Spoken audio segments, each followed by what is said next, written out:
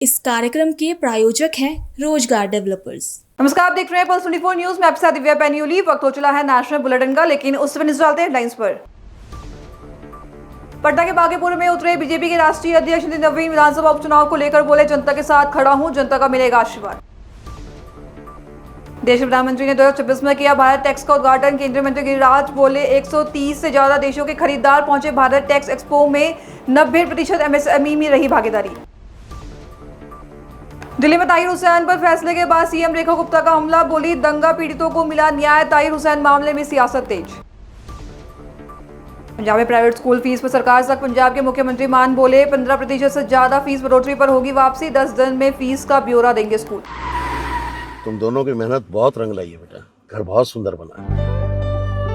ये मेरे पापा का घर। पता है, देख तेरे पापा की नेम प्लेट अपने हाथों से लगाऊंगा। नेम प्लेट तो लग चुकी पापा।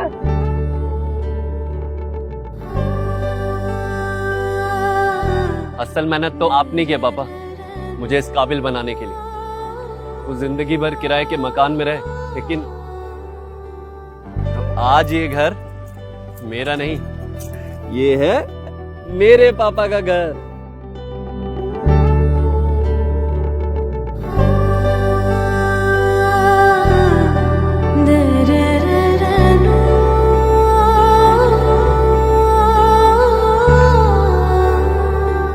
उड़ान सपनों की, आंगन खुशियों का और साथ सकर्णी का।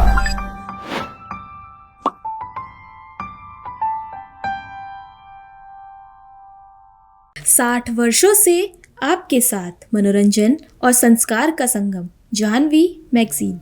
आइए अब देखते हैं खबरें विस्तार से। पटना में बीजेपी के राष्ट्रीय अध्यक्ष नितिन नवीन बांकीपुर विधानसभा उपचुनाव को लेकर मैदान में उतर गए हैं। उन्होंने कहा कि एक कार्यकर्ता और पूर्व विधायक होने के नाते उनकी जवाबदेही है कि वे लोगों के साथ खड़े हों।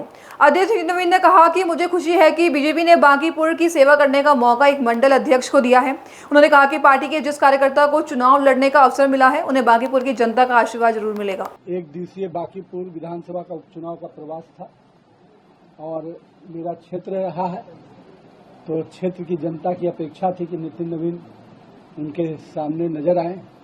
तो एक कार्यकर्ता के रूप में, क्षेत्र के विधायक और प्रतिनिधि होने के नाते मेरी जवाबदेही थी कि मैं अपने लोगों के बीच में निश्चित रूप से आकर उनके साथ खड़ा हूं।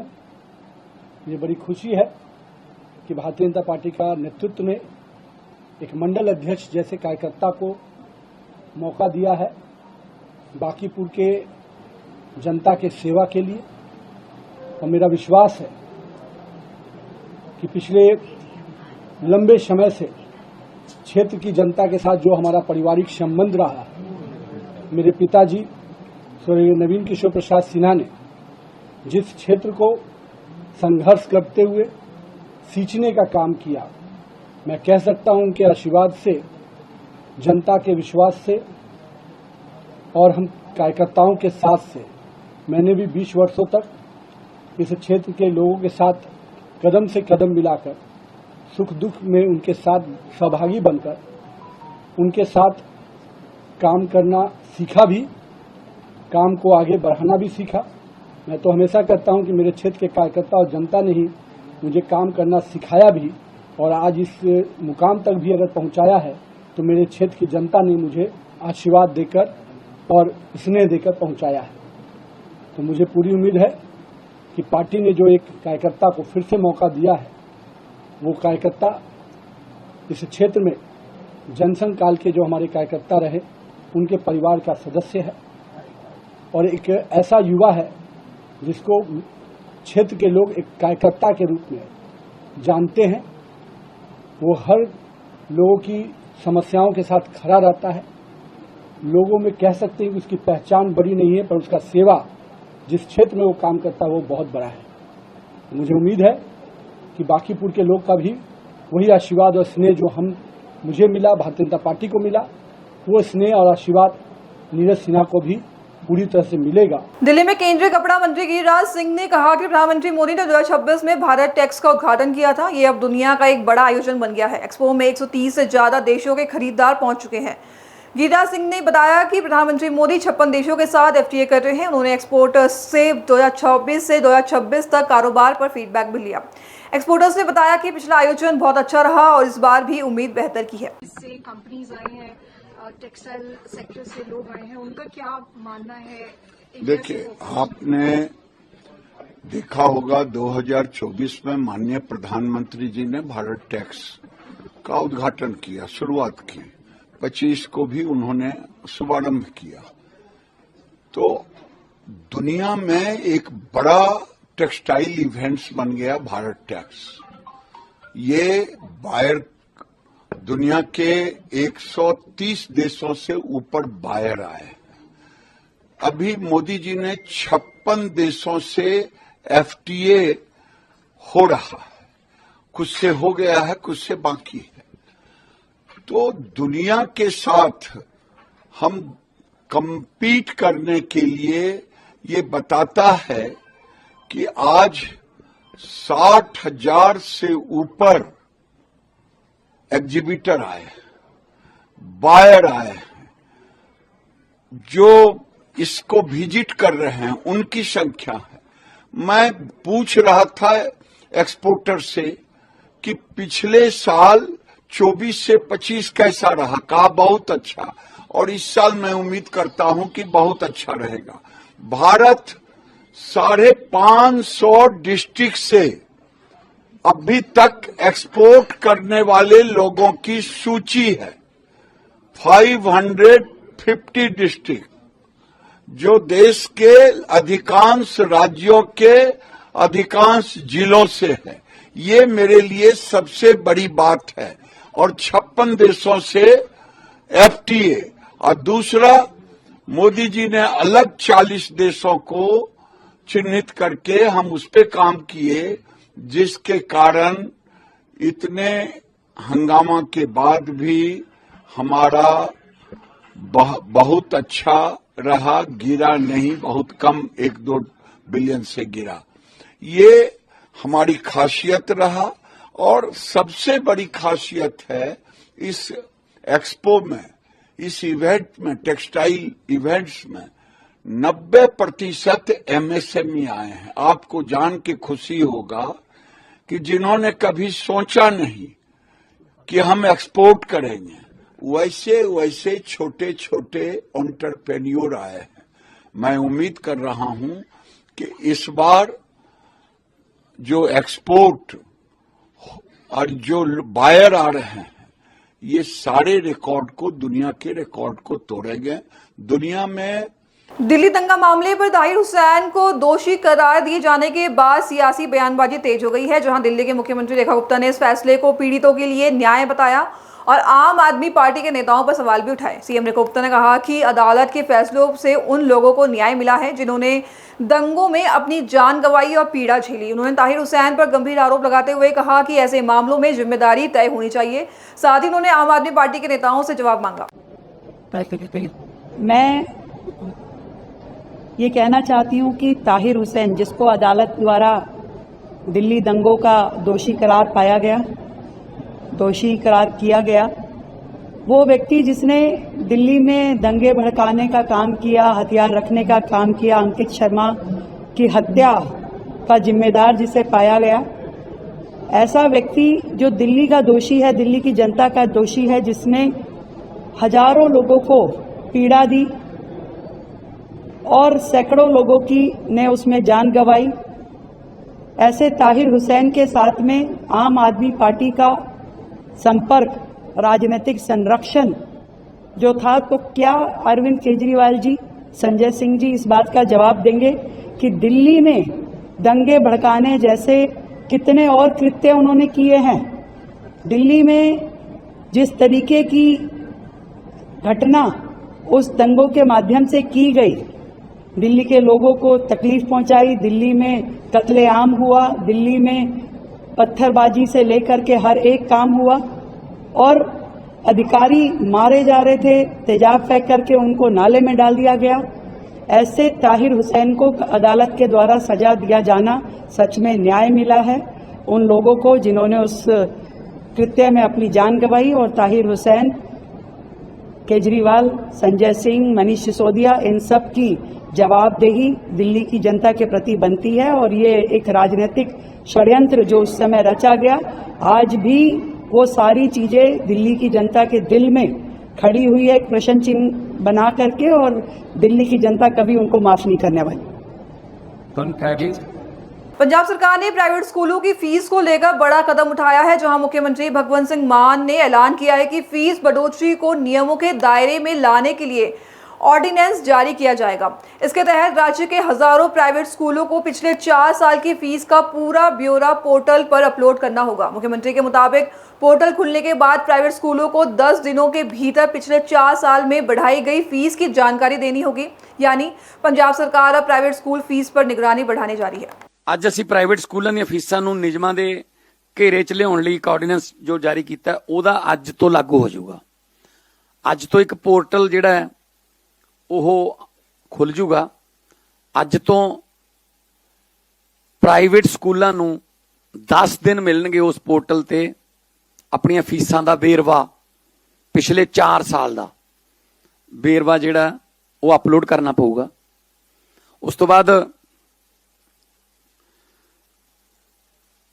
क्योंकि सुप्रीम कोर्ट का भी ऑर्डर है कि विद्या जिहड़ी है ये मुनाफे वाली चीज़ नहीं हैगी, इनू एक वपारक चीज़ ना बनाओ। विद्या सब का हक है, राइट टू एजुकेशन रूल भी है साडे कंट्री च। तां मापे कई बारी प्राइवेट स्कूल च दाखिल करवा के ते अपना सब कुछ घर-बार बेच बैठते ने बच्चे की पढ़ाई वास्ते। कई बारी बच्चों नूं सर्टिफिकेट नहीं दिंदे जां DMC नहीं दिंदे, रोल नंबर नहीं दिंदे जे फीसां ना भरियां होण। सो ये गल स्पष्ट होंदी है सुप्रीम कोर्ट के ऑर्डर चों कि जिहड़े स्कूल ने वो मुनाफा कमाउण वालियां फैक्ट्रियां नहीं हैगियां। असीं स्कूलों नूं फैक्ट्रियां नहीं बनन देवांगे कि जिहड़ियां मुनाफे वास्ते मापियां दा, लखां मापियां दा गल घोटण जां उन्हां दी बांह मरोड़न। इस ऑर्डीनेंस दे अंडर 7800 प्राइवेट स्कूल आउणगे जी। 32 लाख बच्चे पढ़ते उत्थे। पिछले 4 साल का उन्होंने सारा फीस का बेरवा देना पऊगा। महीना लग जाओ ये, महीने दे विच सारा फीस का वाधा दसना पऊगा। पिछले 3 साल का वाधा जे 15% तो वध होया जिहड़े भी स्कूल का, फर्ज कर लो किसी स्कूल ने पिछले 3 साल च 25% फीस बढ़ा ली, 10% फीस उन्होंने मापियां नूं वापस करनी पऊगी। चाहे वो मापियां दे अकाउंट च पाउण, चाहे चैक देण, जिवें मर्जी करन। और फीस दी भी पूरी फुल असीं डेफिनेशन दित्ती है। फीस दा मतलब कोई भी मैंटरी पैसा जिहड़ा मापियां वल्लों जा रहा है। महाराष्ट्र के अकोला में एक प्राइवेट स्कूल के मैनेजमेंट और प्रिंसिपल के बीच विवाद अब छात्रों की पढ़ाई पर पड़ता दिख रहा है। आरोप है कि पिछले 3 महीने से शिक्षकों को वेतन नहीं मिला, जिसके चलते कई शिक्षक स्कूल नहीं आ रहे हैं। नाराज पालकों ने स्कूल पहुंचकर हंगामा किया और बच्चों के भविष्य से खिलवाड़ का आरोप भी लगाया। पालकों का आरोप है कि पिछले 3 महीनों से शिक्षकों के वेतन नहीं मिला है, जिसकी वजह से शिक्षक स्कूल नहीं आ रहे और बच्चों की पढ़ाई पर नुकसान हो रहा है। हंगामे की सूचना मिलते ही खदान पुलिस स्टेशन के थानेदार मनोज केदार अपनी टीम के साथ मौके पर पहुंचे और मामले की जांच शुरू कर दी।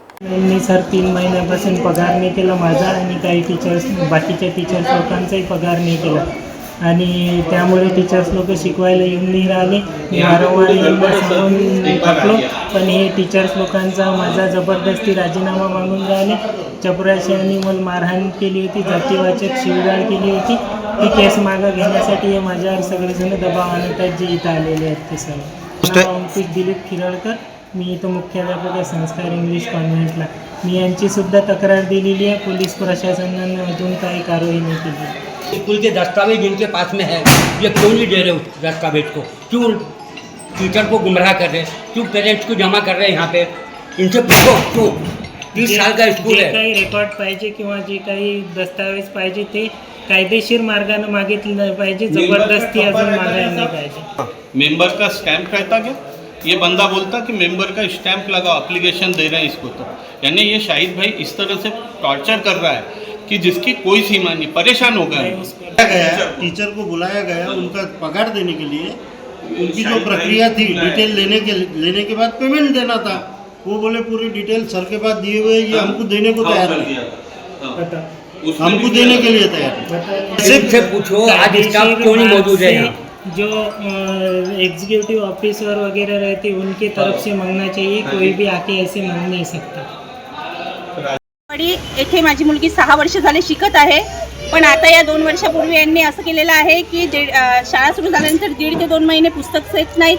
यावर्षी तर शाळा सुरू होऊन 20 दिवस झालेले आहे, परंतु इथे शिक्षक नाही आहेत, इथे कशाची सुविधा नाही आहे। आम्ही आमची मुलं कुणाच्या भरोशावर सोडावं सांगा त्यांना। आम्ही असं म्हणत आहोत की आम्हाला बुक्स द्या, तर ते हेच सांगत आहेत की आज येतात उद्या येतात। आम्ही दररोज आमची मुलं आणून 9 वाजता सोडवतो, हे 11 वाजता आमची मुलं पाठवत आहे। तर सांगा आम्ही काय करावं? आमच्या मुलांच्या भविष्याशी जे खेळत आहे याचा आम्हाला त्यांनी मॅनेजमेंटनी आणि मुख्याध्यापकांनी यांनी आम्हाला उत्तर द्यावं। बस आमची एवढीच अपेक्षा आहे, काय आहे काय नाही ते सांगा। आणि आमच्या मुलांची जी ऍडमिशन आहे कुठेही आमच्या मुलांची ऍडमिशन यांनी कुछ नहीं, तभी हमने एडजस्ट कर ली। लेकिन ये साल भी अभी इनका बोलना ऐसा कि टीचर लोगों की फीस नहीं हो रही, पगार नहीं दे रहे, बोले हम तो तुम्हारे फीस के कारण ये वो सबने पैसे दिए हुए हैं। और उसके बाद अभी 1 महीना स्कूल चालू होकर भी बुक नहीं आए, और वो उसके बाद भी बोलते हो जाएगा बोले मैनेजमेंट के हाथ में। और मैनेजमेंट बोलते कि हम पगार दे रहे हैं इनको। अब ये झूठ कौन बोल रहा है? हमारे बच्चों के साथ ही खिलवाड़ कर रहे हैं ना, पूरा साल पूरा बर्बाद कर दिए इन्होंने, पिछले साल भी। अब ये साल भी अभी बोलते हैं और 2 दिन रुको। इनका कोई मर रहा, कोई बीच में मर रहा, कोई रुक रहा, बोलते आ रहे। और अभी बोलते हैं कि और रुको, हम बोले टीचर है ही नहीं, स्कूल में एक भी टीचर नहीं है, टाइमिंग नहीं। और ऊपर फैन देखो, स्कूल की हालत भी देखो। उसके बाद भी इनका बोलना यही है कि और 2-4 दिन में आएंगे, लेकिन आने की शंका नहीं है। आए अभी तक के ड्रेस नहीं आए, टीचर नहीं, यूनिफॉर्म आई नहीं, पिछले साल भी नहीं मिले, ये साल भी नहीं। और अभी बुक्स का तो कोई नामो निशान नहीं। खबर गुजरात के वापी से है, जहां GIDC के सामने आई एक वीडियो ने पर्यावरण को लेकर कई सवाल खड़े कर दिए हैं। जहां बारिश की नाली में रंगीन पानी बहता दिखाई दिया। अब मांग उठ रही है कि GPCB इस मामले की जांच करे और पानी के सैंपल लेकर इसकी सच्चाई सामने लाए।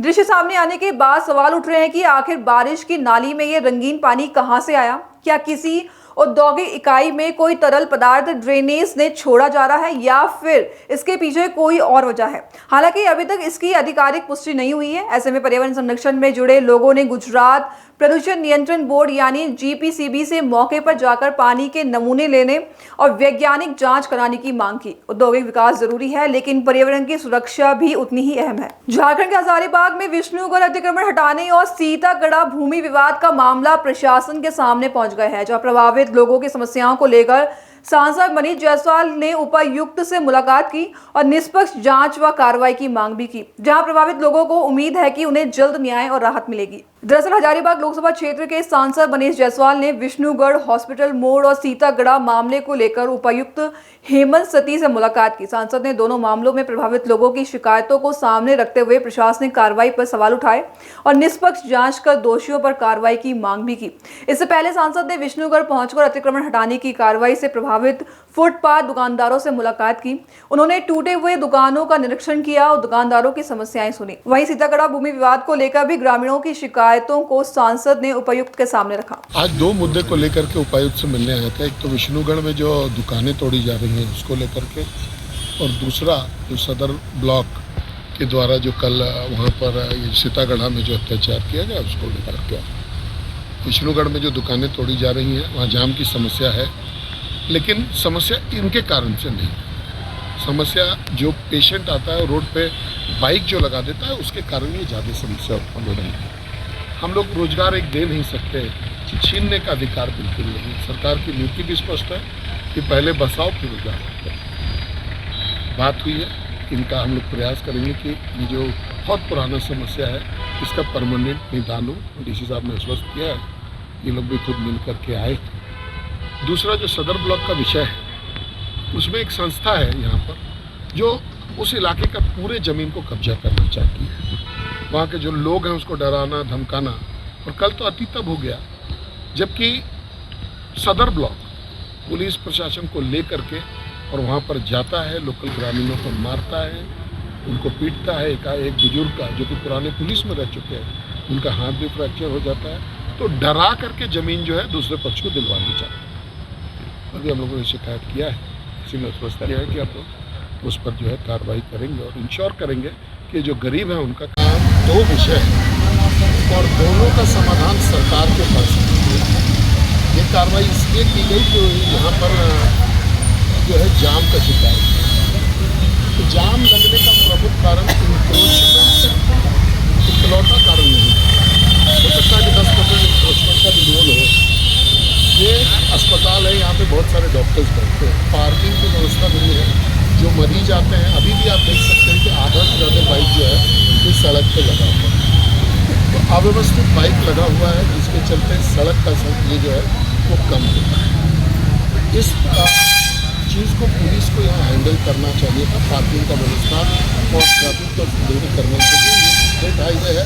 यहाँ बड़े बड़े ट्रक आप अभी देख सकते हैं, ये जो डस्ट का ट्रक है जो अभी भारतमाला में फिलिंग हो रहा है, डस्ट का ट्रक इन पर ये एक समस्या है। दूसरा, सरकार को अधिकार नहीं है कि बिना किसी को बसाए हुए किसी को हटाए। आप जानते हैं कि इस पूरे देश में सबसे बड़ी समस्या रोजगार का है। सरकार बड़े मुश्किल से रोजगारों का सृजन कर पा रही है, 2-4 लोगों को भी नौकरी देने में असमर्थ है। ऐसे में अगर कोई अपना व्यवसाय चलाता है और संयमित ढंग से, हमको बताया गया है कि यहाँ पर बातचीत हो रही थी कि अगर हम लोग 10 फीट है, बाउंड्री से 10 फीट, जो कि शायद इंक्रोचमेंट के श्रेणी में भी नहीं आए, वो जो ज़मीन है वो नो मैंस लैंड तरीके का ही हो, क्योंकि उसके बाद में पोल भी विद्युत विभाग का पोल भी है, बहुत ज़्यादा बढ़ते जाने का कोई प्रश्न नहीं है। लेकिन यहाँ तो ऐसा लगता है कि किसी एजेंडा की तरफ इसको जो है तोड़ा गया। अब एजेंडा जो भी हो, लेकिन किसी भी रिस्पॉन्सिबल सरकार को, जो रिस्पॉन्सिबल हो, उसको पहले बसाने का काम करना चाहिए या उजाड़ने का काम करना चाहिए। हम लोगों ने भी यही सजेशन इनको अभी दिया है कि वापस आप दुकान लगा करके चलने का प्रयास करिए। जरूरत होगा तो हम लोग खड़े होंगे। अभी उपायुक्त से बात करने के लिए समय लेंगे तो उनको लेकर के बाइक के पास जाएंगे ताकि इस जो है कि कार्रवाई को निकाल देखिए। कमोबेशी पूरे हिंदुस्तान में ऐसी परिस्थितियाँ हैं कि लोगों के पास जगह नहीं है, रोजगार नहीं है, तो जिसको जहाँ होता है, मैं इसका वकालत भी नहीं कर रहा हूँ कि सही है गलत है, इस पर कोई कमेंट मेरा नहीं, लेकिन बसाने का तरीका डिफाइंड है और वो है कि पहले हमको बसाना है फिर हमको जाना है। ये एकदम बिल्कुल डिफाइंड प्रक्रिया है और इस प्रक्रिया का पालन यहाँ पर नहीं किया गया। अब जैसे ये रोड मेन रोड नहीं है, तो साइड रोड है जहाँ पर हम लोग खड़े हैं, यहाँ पर तोड़ने का कोई मतलब भी नहीं निकलता है। तो इसके चलते जाम डेफिनेटली नहीं लगता होगा। जो हमको जानकारी है कि जाम का प्रमुख कारण है कि जो पेशेंट्स आते हैं या जो लोग आते हैं डॉक्टर से मिलने के लिए, डॉक्टर से जो लोग मिलने के लिए आते हैं, उनके बाइक्स की वजह से ज़्यादा जाम है। अगर इन बाइक्स को व्यवस्थित किया जाए, ट्रैफिक का पुलिस का व्यवस्था किया जाए, ट्रैफिक के लोगों का व्यवस्था किया जाए, तो ये जाम की समस्या नहीं है। तो जो है ना, किसी का गलती और किसी के जुर्माने डाल करके उसको जो है पदस्थ करना, बेरोजगार करना, मेरे हिसाब से ठीक नहीं। लोग उपायुक्त से बात करके इसको। अभी के लिए बस इतना ही। खबरों के लिए बने रहे पल्स 24 न्यूज़ के साथ। तब तक के लिए नमस्कार। तुम दोनों की मेहनत बहुत रंग लाई है बेटा, घर बहुत सुंदर बना है। ये मेरे पापा का घर। पता है, देख तेरे पापा की नेम प्लेट अपने हाथों से लगाऊंगा। नेम प्लेट तो लग चुकी पापा।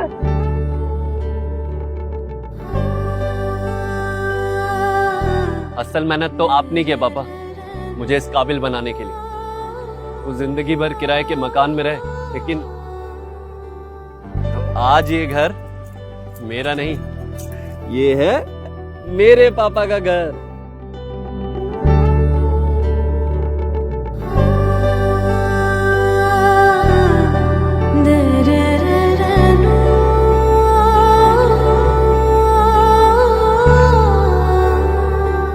उड़ान सपनों की, आंगन खुशियों का और साथ सकर्णी का।